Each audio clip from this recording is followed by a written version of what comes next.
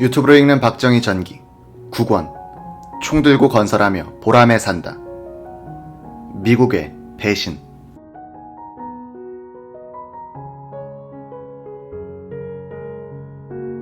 푸에블로우 납치 사건으로 미국의 대북 공습이 예상됨에 따라 전군 비상대기 상태가 발령되고 있던 1968년 1월 24일 오전, 박정희 대통령은 청와대 집무실에서 사표를 들고 찾아온 김성은 국방부 장관과 이호 내무부 장관을 맞았다. 이날 아침 김성은 국방부 장관은 육해 공군 및 해병대에 비상 출동 태세를 갖추도록 긴급 지시한 뒤였다. 그는 박 대통령에게 북괴 무장공비 침투 사건에 대한 책임성 사표를 제출했다. 박 대통령은 두 장관을 번갈아 보며 놀란 표정을 지었다. 임자들, 이게 뭐요? 김성은 장관이 답변했다. 각하, 이번 사건은 휴전선을 막지 못해 청와대 담 밑에까지 적을 끌어들인 실책입니다. 여기 내무부 장관은 괜히 저로 인해 사표를 내게 됐지만 국방부 장관인 저로서는 책임지고 물러나지 않을 수 없는 중대 사건입니다. 받아주십시오. 임자, 그놈들이 들어온 건 미군들이 맡고 있던 경계구역을 통해서지 우리 육군 지역에서가 아니잖소. 박 대통령은 막무가내였다. 옆에 서 있던 이호 장관만 머쓱해져 있었다. 대통령은 두 장관에게 사표를 반려하며 김 장관에게 이렇게 말하더란 것이다. 김 장관 없이 무슨 전쟁을 해. 쉬기는 뭘 쉬어. 나는 쉬고 싶지 않나. 거 다른 소리 말고 두 장관은 이거 들고 돌아가서 잠비 소탕에 열중하시오.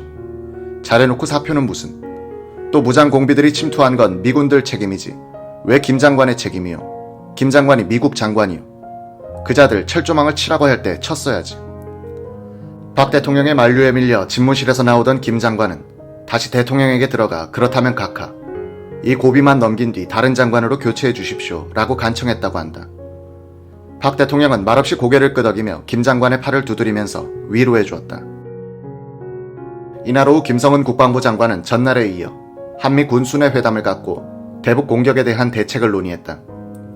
이 자리에서 미군 수뇌부는 이틀간 진행된 사항을 김 장관에게 설명했다. 푸에블로우가 납북된 이후인 1월 23일 오전 원산항으로 향한 미 7함대 기함 엔터프라이즈 항모가 24일 오후 원산항 영해 부근에 도착했으며 미 제5공군에도 비상경계령이 내려졌고, 비슷한 시각 미국 정부는 소련 측에 푸에블로호 선박 및 승무원 83명의 석방 중재를 요청했으나 소련은 이 요청을 거절했다는 것이다. 미북 간, 미소 간의 긴장이 높아지고 있었다.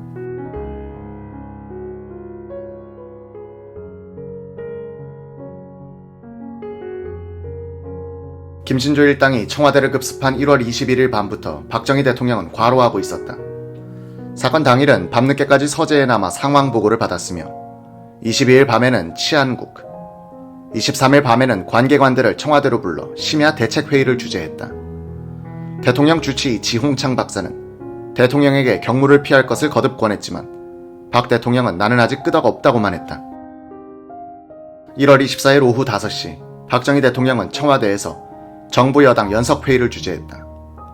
정일권 국무총리, 최규하 외무부 장관, 이호 내무부 장관, 김성은 국방부 장관, 김영욱 중앙정보부장, 배덕진 국가안전회의 상임위원 겸 사무국장, 임충식 합참의장, 김진만 공화당 원내총무, 김재순 공화당 대변인, 박준규 국회 외무위원장, 오치성 국회 내무위원장, 민기식 국회 국방위원장 등이 참석한 이날 회의에서는 무장공비 사건과 미 해군 정보함 푸에블로호 납북 사건에 따른 여러 가지 문제를 논의했다. 김성은 장관은 이날 회의가 일종의 전쟁 준비를 위한 기초 작업과 같았다고 회고했다. 이날 밤 10시 박 대통령은 종로경찰서 3층에 마련된 고 최규식 경무관의 빈소를 찾아가 분향하고 유가족들을 위로했다.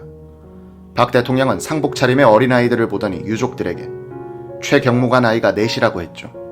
아이들 교육은 제가 책임지겠습니다. 너무 상심 마십시오. 라고 말했다. 미망인 유정아 씨의 자녀 1남 3녀는 그 후 박정희, 유경수의 이름을 따서 만든 정수장학회로부터 대학을 졸업할 때까지 학자금을 지원받았다. 한국 사회의 불안과 정치적 혼란 조성을 목적으로 시도한 북한의 121 사태는 1967년 6.8 총선 선거 부정 사건으로 여야 간 극한 대립을 지속해온 한국의 정치권을 오히려 단결시켜주고 있었다. 1월 25일 김진만 공화당 원내총무는 공화당 의원총회를 마친 뒤 김영삼 신민당 원내총무와 만나 국가안보대책을 협의하기 위한 여야 중진회담을 제의했다. 이후 국회 기자실에 들른 김진만 원내 총무는 그동안 취했던 대야 강경 태도에 대해 사과한다고 말했다. 신민당 김수환 의원은 여야 중진 회담은 오히려 신민당에서 먼저 제의했어야 했다고 환영의 뜻을 표시했다. 이 같은 보고를 받은 박정희 대통령은 이럴 때일수록 국회가 여야 협조로 정부 일을 도와줘야 한다며 기뻐했다. 서울 북방에서 잔비 소탕이 계속되던 1월 25일 오후 3시 30분 포터 주한미 대사는 박정희 대통령을 방문하고 약 40분 동안 요담했다. 이날 포터 대사는 25일 새벽 미 안보회의 결과와 외교적 교섭으로 푸에블로 송환이 실패했을 경우 미국의 대응책을 설명하고 한국 정부의 지원을 요청한 것으로 알려졌다. 같은 날 북한의 중앙방송은 현 비상사태에 대하여 적의 여하한 도발적 음모도 단호히 분쇄할 수 있도록 전 인민군대에 만반의 준비태세를 갖추도록 지시했다고 보도했다. 남북한의 무력이 안전핀을 뽑기 시작했다. 다음 날인 1월 26일 존슨 미 대통령은 박정희 대통령에게 미 공군 예비병 1만 4천 명의 소집을 결정했다고 통보해왔다.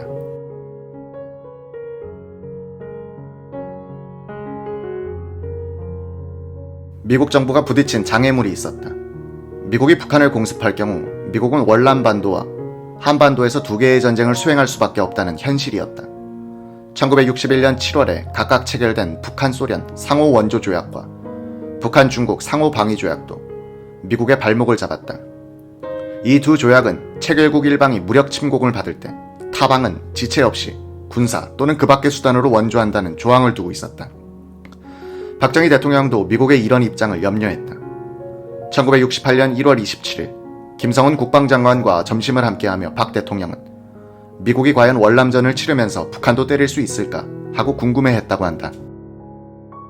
한국 수뇌부는 전군의 비상대기를 발령해놓고 포병도 전방으로 추진 완료했다.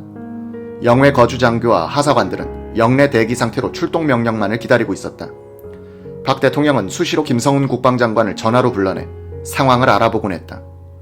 미국의 북한 공습은 차일피일 연기되기 시작했다. 김성훈 국방장관은 더욱 초조했다. 미국은 소련의 북한과의 협상 중재 요청을 했다가 거절당하자 폴란드 정부에 중재를 요청하고 있었다. 1월 27일 북한 대리 대사가 폴란드 외무성을 방문한 뒤 폴란드 주재 미국 대사가 외무성을 방문했다. 이날 오후 3시부터 4시 30분까지 청와대에서는 박 대통령이 주재하는 시국 대책 회의가 전날에 이어 계속해서 열렸다. 미국의 방향선회를 암시하는 조짐은 다음 날인 1월 28일 일요일 오후에 외신을 통해 흘러나왔다. 외신은 북한은 푸에블로호와 북한 게릴라들을 교환할 것을 암시했다고 보도했다. 비상 대기 중이던 최규하 외무장관과 국장들이 긴급회의를 열고 어불성설이란 방박선명을 내기로 결정했다. 외무부 대변인은 침략자와 공해상을 항해하다 불법 납치된 피해자를 교환한다는 것은 침략을 감추려는 북괴의 잔꾀라고 설명했다. 외교가에서는 북한이 교환 제의를 한 저희는 미국과 직접 교섭의 선례를 남겨 국제적인 지위를 얻어보자는 것이라는 풀이가 돌고 있었다. 1월 29일 오전 미국 백악관 대변인 조지 크리스처는 푸에블로 위기를 평화적으로 해결하려는 노력으로 미국이 벌이고 있는 외교 채널은 활발히 움직이고 있다고 발표했다.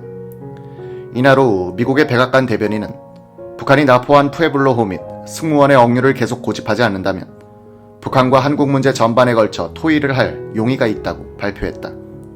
비슷한 시각 포터 주한미 대사가 청와대를 예방하고 박정희 대통령에게 미국 정부의 이 같은 입장을 설명했다. 국방장관 김성은 씨의 증언에 따르면 이날 포터 대사를 접견한 박정희 대통령은 몹시 화를 내며 이렇게 말했다고 한다.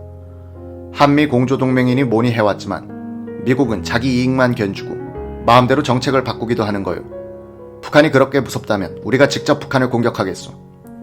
포터 대사는 박 대통령의 강력한 결전 의지를 확인한 듯 서둘러 청와대를 빠져나갔다고 한다.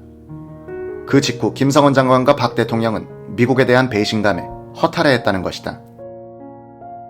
포터 대사가 다녀간 뒤 박정희 대통령은 주원 건설부 장관과 안경모 고속도로 계획조사단장으로부터 경부고속도로 건설 실천 계획을 보고받았다.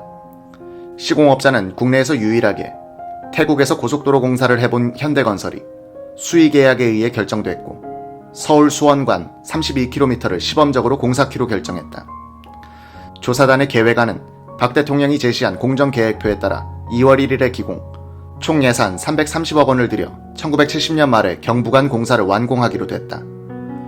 박 대통령이 고속도로 계획조사단에 제시한 고속도로 공정계획표는 김신조 일당이 청와대를 기습한 다음 날인 1월 22일 직접 작성한 것으로 침투한 무장공비들 중 일부가 아직 청와대 뒤 북악산과 북한산에 남아 아군과 총격전을 벌이고 있을 때였다. 당시 상공부 제1공업국장이던 오원철 씨는 박 대통령의 고속도로 건설 집념은 산업 건설뿐 아니라 군사적인 목적도 염두에 둔 것이라고 설명했다. 현대전은 기동전이기도 합니다. 서독의 고속도로 아우토반은 히틀러의 전격전에 대비한 전략도로였다는 점을 박 대통령은 잘 알고 있었고, 우리도 북한의 무장공비가 출몰할 때 신속히 부대를 투입하기 위한 도로 확보에 박 대통령은 늘 아쉬워하고 있었습니다. 김성은 전 장관의 회고. 청와대 밖에서 총소리가 아직도 나고 있는데 집무실에 앉아 3년 후에 완공시킬 고속도로 공정표를 구상할 수 있는 지도자가 바로 박정희 대통령이었습니다. 군인으로서 전쟁을 수행한 경험과 사범학교를 거친 모범적인 교사의 경험이 몸에 밴 박 대통령을 모시던 저는 꼭 충무공 이순신 장군을 보는 듯 했으니까요.